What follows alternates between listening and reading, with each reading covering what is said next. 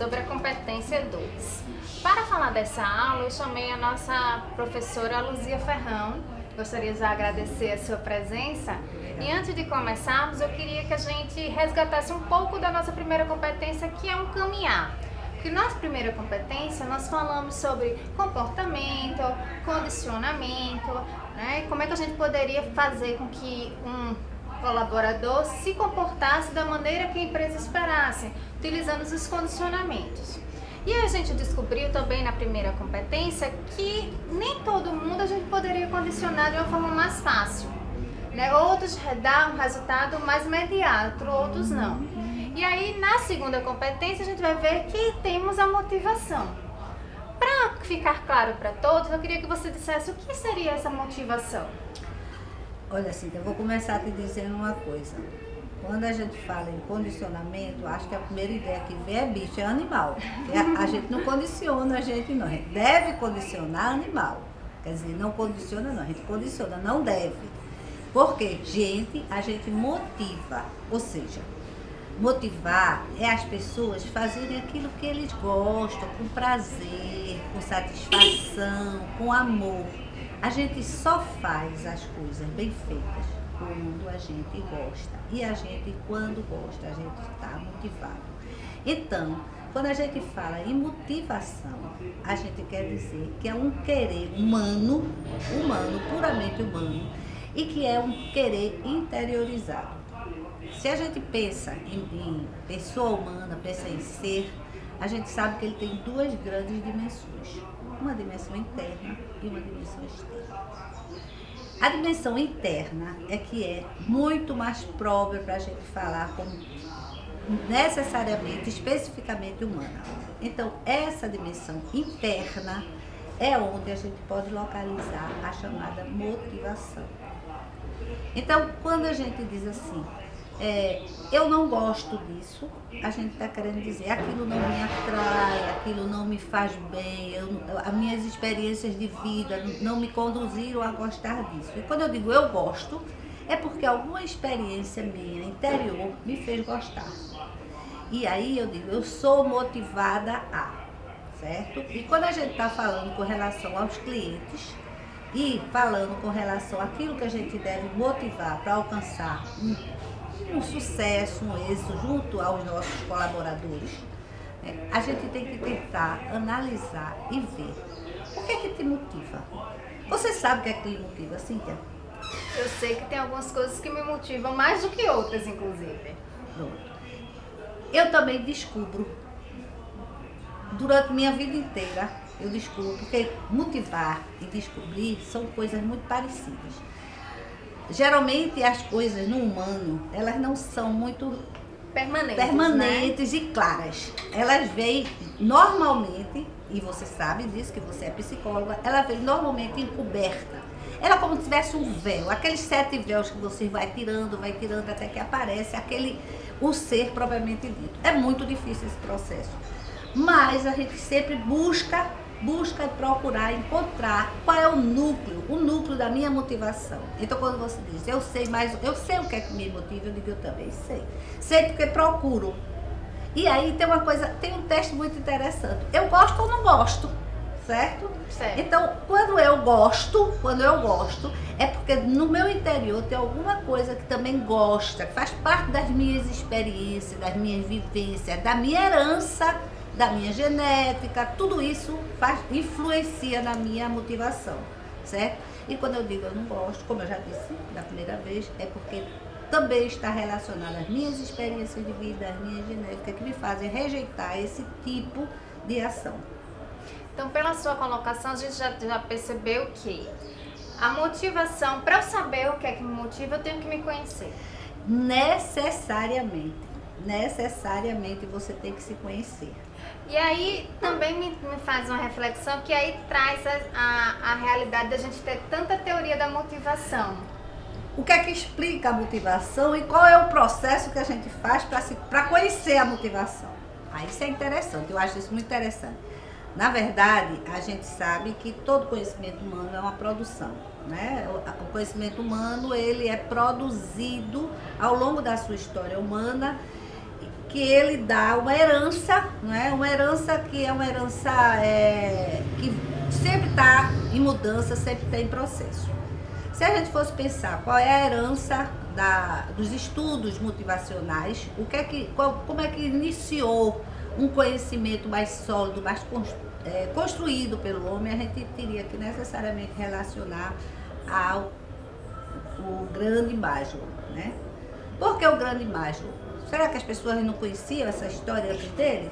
Sabe, conhecia e já vem, tem experiências, inclusive, que provam que já existiam estudos anteriores a Maslow. Porém, o grande êxito dele, o grande mérito dele foi conseguir conectar as ideias e transformar num núcleo inteligível, um núcleo teórico sobre o que é motivação.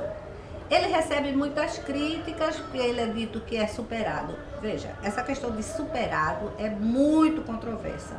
Quando Maslow vai dizer que o homem ele é motivado por escalonamento, então você tem no primeiro degrau o suprimento das necessidades básicas e indo até o último degrau, onde o homem está plenamente realizado, ou seja, ele já caminhou daquelas necessidades básicas, daquela necessidade de relacionamento, naquelas necessidades e já conseguiu se construir. Construir como um ser perfeito? Não, como um ser que não está mais tão subjugado até às próprias forças da natureza. Mas a crítica é o seguinte, quando você pensa em necessidades, quando você pensa na teoria de Maslow, você vê que ele escalona como degraus, primeiro, segundo, terceiro e quarto. Na vida não é assim. Na vida é processo. Aquilo que é primeiro para mim pode ser terceiro para você, pode ser segundo para outra pessoa. Então, o processo, ele não tem 1, 2, 3, 4. Ele interage de forma com que os elementos formam determinadas construções explicativas de determinadas situações. Então, veja, costuma-se muito falar, por exemplo, que se a necessidade básica é a necessidade preliminar para o homem, o primeiro exemplo que se diz é o seguinte: e por que as pessoas, tipo Madre Teresa de Calcutá, não estava nem um pouquinho preocupada em subir na vida, em melhorar as condições de vida? Por que isso não motivava a Madre Teresa de Calcutá? O que motivava a Madre Teresa de Calcutá, nas suas próprias palavras, era o carinho, o empenho, a dedicação que ela tinha pelo outro. Ela queria servir, o serviço do outro. O resto não tinha muito grande importância para a Madre Teresa, como também não tinha para Gandhi, como também não tinha para grandes líderes. Então, essa questão de motivação é uma questão onde a coisa final, a palavra final, até hoje ainda não foi dita. O que existe, no contexto geral, são um elenco variado de teorias, cada uma especializada em mostrar e provar determinados aspectos do comportamento humano. Elas têm valor, têm um grande valor, mas em si, elas não conseguem responder ao fenômeno maior chamado motivação humana. Então, independente da teoria de Maslow hoje ser verdadeira ou falsa, independente de qualquer coisa, o valor dele não pode nunca ser negado. Por outro lado, as outras teorias, existe uma gama muito grande, diversificada de teorias que tentam explicar de fato o que é o fenômeno da motivação humana. Essa gama imensa de teoria não pode ser negado o seu valor, mas mesmo contextualizando todas elas, colocando todas elas num patamar e dizendo uma vai suprindo a outra, mesmo assim você não tem explicado o fenômeno da motivação humana. Por quê? Porque o comportamento humano, como todo processo, ele sempre está se transformando, ele sempre está em mudanças. A mudança é que é a grande constante. O que motivava nossos pais provavelmente não motiva a gente, né, Cíntia? Isso, é verdade. É verdade, e aí me faz resgatar também a história de que eu não posso pegar um bom programa de qualidade de vida da empresa A e querer aplicar da mesma forma na empresa B. Porque as pessoas que estão lá na empresa A têm um tipo de comportamento, um tipo de motivação, um tipo de relação diferente da empresa B, mesmo que seja do mesmo segmento, do mesmo porte. Isso é importante os alunos saberem. Entender qual é o tipo de comportamento que se traduz mais ou se apresenta mais naquela empresa que ele está atuando hoje. E qual a teoria ou a melhor teoria para aquela realidade ele vai poder aplicar. Então ele tem que ser conhecedor dessa teoria. Outra questão que a gente conversou muito também, que tem que estar relacionada, e você até comentou aqui, é sobre o conhecimento. A gente percebe que hoje a gente precisa educar nossos colaboradores. Né? A gente tinha uma prática, né, na época dos nossos pais, nossos avós, de se não servir, demite. Né? De que o acidente é sempre culpa do funcionário. Né? Então são realmente visões daquela época, né? Que não condiz com essa realidade. Hoje a questão é muito mais da singularidade do sujeito. Veja, o sujeito é um ser coletivo, é um ser individual, certo? Certo. Mas ele tem que ser visto principalmente dentro da sua singularidade. Então, Isso. dentro da sua singularidade, você tem que analisar o que é que leva ele a agir daquela forma, certo? Então, quando a gente fala assim, que com relação à questão da segurança do trabalho, e que o funcionário não cumpre as normas, não usa os aparelhos necessários para prevenção de acidente, ele não se comporta desse jeito, por quê? Será que alguém já analisou? Se você partir para o popular, vai dizer porque é relaxado, porque é preguiçoso, descompromissado. Né? Será que é só isso? Quando a gente passa, e é por isso que a gente está falando sobre teoria, né? Quando a gente passa para analisar esse comportamento com base numa teoria que dê conta até de por que ele se comporta desse jeito, a gente muda totalmente o foco. Não é para dizer assim, não existe ele preguiçoso. Claro que existe, certo? Mas não é por aí. É como você vai trabalhar essas questões do ponto de vista teórico e não ficar, aluno, por favor, não fiquem na coisa rasa de que o que você está vendo pode ser explicado pelos seus olhos. Não pode. Aquilo que a gente precisa ver está muito além daquilo que é visível. Então, a visão do fenômeno, ele não dá conta em si mesmo do que está acontecendo. E se a gente não dá conta com um simples olhar, vamos buscar, e aí tem que ser elementos teóricos de fato, vamos buscar elementos teóricos para explicar o porquê das situações. Essa base, né, da teoria, ele vai conseguir analisar uma situação muito mais fácil. Né, e chegar a um resultado realmente coerente ou correto. Poderia até dizer certo, correto, né? Certo. Porque você, ou mais aproximado. Ou mais aproximado do certo, porque a gente sabe que o perfeito não existe. O ideal sempre fica além do que a gente pode fazer, mas que a gente vai chegar o mais próximo possível de como realmente resolver a situação, ou de um incidente ou de um acidente, de poder evitar essa situação. E outra questão que eu queria também comentar com vocês é que a gente fala sobre satisfação no trabalho.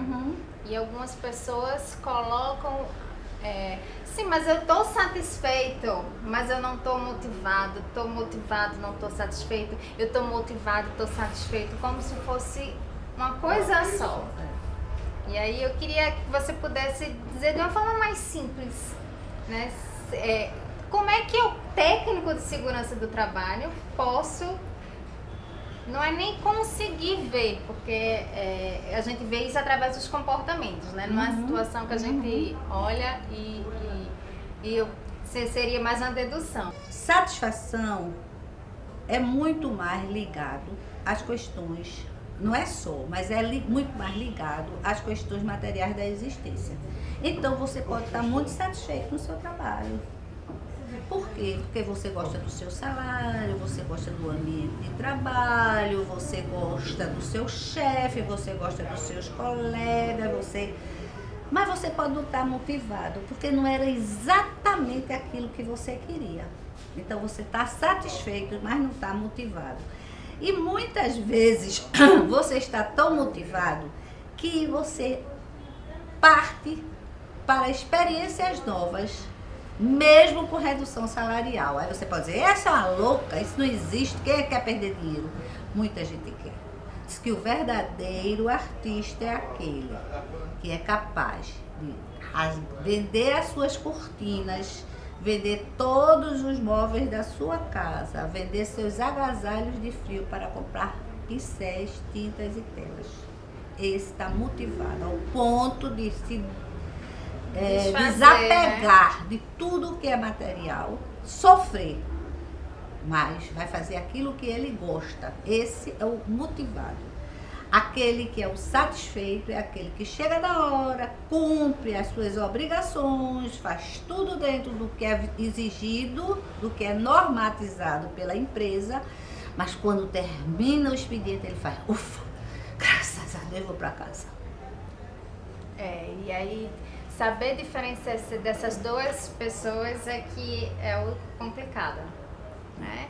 Mas é capaz, é possível e mostra que... Ah, sim, deixa eu te cortar um pouquinho, Cíntia. Hoje, né, a gente conta com um arsenal muito grande de tecnologia, né?